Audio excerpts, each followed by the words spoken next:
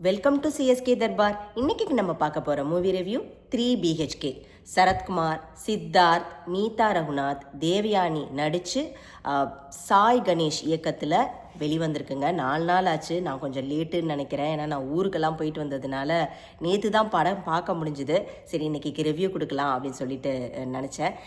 பர்சனலாக எனக்கு இந்த படம் ரொம்ப பிடிச்சிருந்ததுங்க. படம் வந்துட்டு என்ன சொல்கிறது, ஒன்லைன் எல்லாருக்குமே தெரிஞ்சிருக்கும். 3 BHKனா ஒரு வீடு வாங்கிறது வந்து எவ்வளவு கஷ்டம், அந்த வீடை வந்து கட்டுறது வந்து எவ்வளவு கஷ்டங்கிறது வந்துட்டு இந்த படம் வந்து ரொம்ப வசதியாக வாழ்ந்தவங்களுக்கு வந்து இந்த படம் கனெக்ட் ஆகுமாங்கிறதெல்லாம் தெரியலை. ஆனால் நம்ம வந்து கஷ்டப்பட்டு வீடு வாங்குறவங்களுக்கு இருக்கு இல்லைங்களா, இந்த படம் வந்து உண்மையாகவே வந்து ஒரு வலி, ஒரு சின்ன ஒரு அழுகை எல்லாமே இந்த படம் கொண்டு வரும்.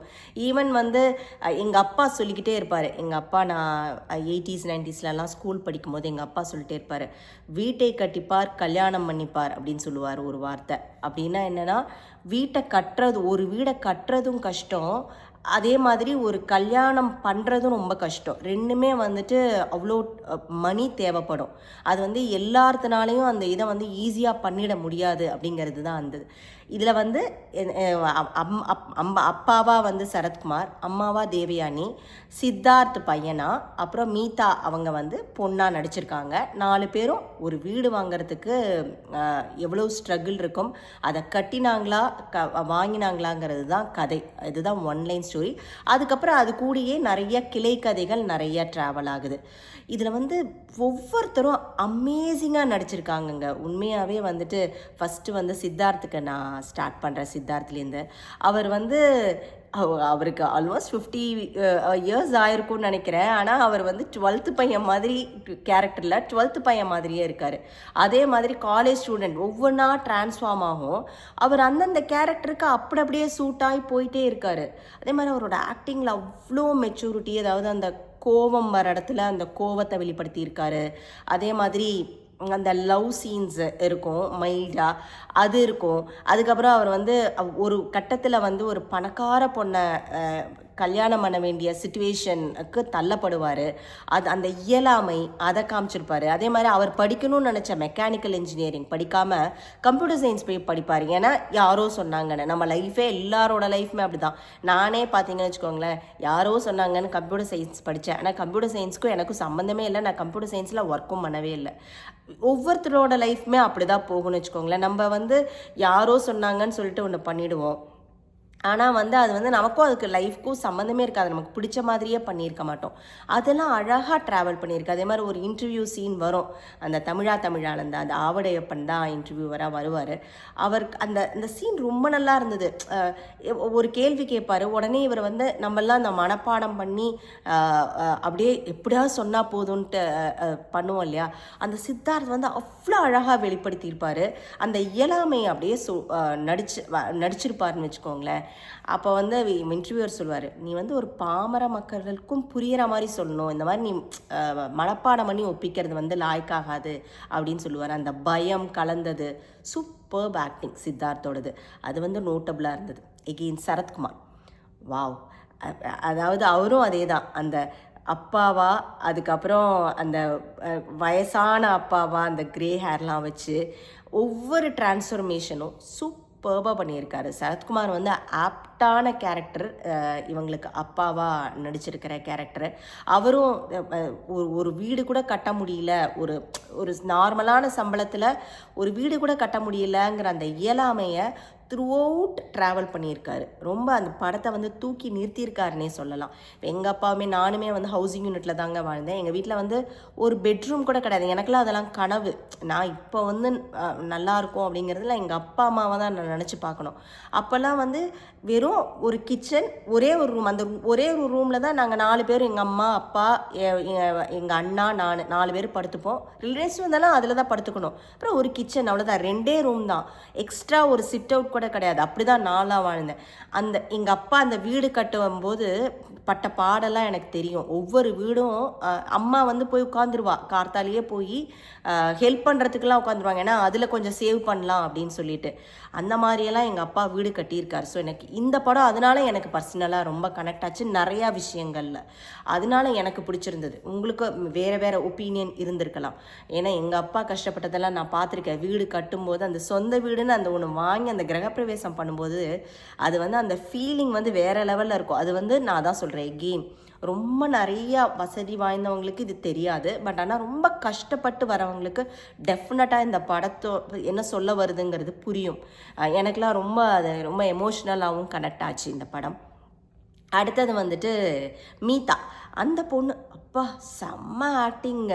அதாவது ரொம்ப ஸ்மார்ட்டான பொண்ணு, இன்டெலிஜென்ட்டான பொண்ணு, எல்லா விதத்துலேயுமே துருன்னு ரொம்ப கிராக் பண்ணக்கூடிய பொண்ணு. அந்த பொண்ணும் வந்துட்டு 3 பெட்ரூம் அப்பார்ட்மெண்ட்டுக்கு போகணும், ஒரு வீடு வாங்கணும் அப்படிங்கிறது அந்த பொண்ணோட கனவும் கூட.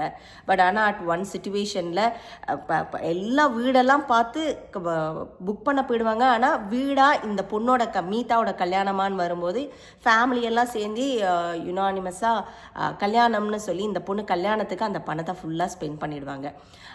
பணக்கார லைஃபு. அந்த பணக்கார லைஃப்னு வரும்போது எனக்கு இப்போ இந்த ரீசண்டாக நான் அதெல்லாம் பற்றி பேசவே முடியல. ஊருக்கு போனதுனால நான் எதுவுமே ஃபாலோ பண்ண முடியலங்க. அந்த ரித்தன்யாவோட அந்த ஞாபகம் தான் வந்தது. பணக்கார லைஃப்பில் அவங்க போயிட்டு லாஸ்ட்டில் அந்த லைஃப்பும் சரியாக, ஆனால் இந்த பொண்ணு போல்டாக வேண்டான்னு உதறி தள்ளிட்டு வந்துடும்.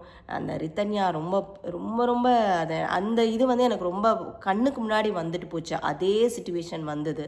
அவங்க வந்து அந்த பொண்ணு சொல்லும், அந்த மீதாங்கிற அந்த பொண்ணு வந்துட்டு, எனக்கு வந்து 4 வருஷமாக நீங்கள்லாம் நினச்சிட்ருக்கீங்க நான் நல்லா வாழ்ந்துட்டுருக்கேனே, என்னை ஸ்லேவ் மாதிரி நடத்துகிறாங்க, ரொம்ப பணக்காரங்க, எனக்கு அது செட்டே ஆகலை அப்படின்னு சொல்லும்.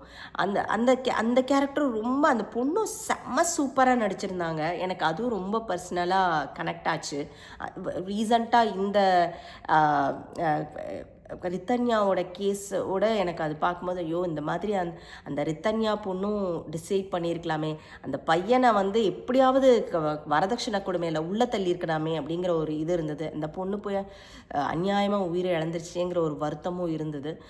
அந்த கேரக்டரும் ரொம்ப நல்லா பண்ணியிருந்தாங்க. தேவயானி ரொம்ப ஆஃப்டர் அ லாங் டைம் இந்த சூரிய வம்சம் பேருக்கு அப்புறம் இவங்க இதில் பேர் பண்ணியிருக்காங்க. ரொம்ப நல்லா நடிச்சிருக்காங்க தேவயானி. அந்த அம்மாவுக்கு ஏற்ற கேரக்டராக நல்லா அன்பு பாசம் காட்டுற அம்மா, அதே மாதிரி இயலாமையை காட்டுற அம்மா, அதே மாதிரி ஒரு சீனில் வந்து அப்படியே அதெல்லாம் நிறைய பேர் அனுபவிச்சிருப்போம். மெட்ராஸில் சென்னையிலலாம் மழை வந்ததுன்னா நம்ம வாடகை வீட்டிலலாம் இருந்தோன்னா தொப்பமாக வீடெல்லாம் காலெல்லாம் நனைஞ்சிரும். அந்த சீன் எல்லாமும் அதில் வந்திருந்தது. அது உடனே எல்லா பொருளையும் தூக்கி வைக்கிறது, அந்த சீன்ஸ் எல்லாமே ரொம்ப ரொம்ப நல்லா இருந்தது. ஆக்சுவலாக இந்த படம் வந்து நிறைய பேர்த்தினால கனெக்ட் பண்ணிக்க முடியும். ஆனால் நிறைய இமோஷனல் சீன்ஸும் இருக்குது. ஸோ ஒரு ஃபீல் குட் மூவி. நீங்கள் கட்டாயம் இன்னும் பார்க்கலனாக்க தேட்டரில் போய் கட்டாயம் பாருங்கள். நீங்கள் அதுவும் ஃபேமிலியாக போய் உட்காந்து பார்க்கலாம். ஏன்னா குழந்தைங்களுக்குமே ஒரு வீடு வாங்குறது, ஒரு கல்யாணம் பண்ணுறதெல்லாம் எவ்வளோ கஷ்டங்கிறது வந்து குழந்தைங்களுக்குமே புரியணும். நம்ம எல்லாமே குழந்தைங்களுக்கு வந்து இப்போ வந்து நம்ம வந்து குழந்தைங்கன்னா என்ன சொல்கிறது, பெரிய பசங்களுக்கும் சொல்கிறேன் நான், குழந்தைங்கன்னா சின்ன குழந்தைங்கள் மட்டும் சொல்லலை, பெரிய பசங்களுக்கும் சொல்கிறேன், டீனேஜர்ஸ் ஆர் அடல்ட்ஸு எல்லாத்துக்குமே சொல்கிறேன். ஒரு 20 வயசுக்கு மேலே போனால் அந்த அடல்ட்ஸுக்கும் சொல்லி வளங்க. கஷ்டம் எவ்வளோ, ஒவ்வொரு காசும் சேமிக்கிறது எவ்வளோ கஷ்டம், ஒரு வீடு வாங்கிறது எவ்வளோ கஷ்டம் அப்படிங்கிறது வந்து நம்ம அதில் ட்ராவல் பண்ணினவங்களுக்கு மட்டுமே தான் புரியும். அது சொல்லணும்னு நினச்சி தான் இந்த படம் நேற்று பார்த்தேன். சரி உடனே உங்களுக்கு ரிவ்யூ கொடுக்கணும் அப்படின்னு நினச்சிட்டு வந்தேன்.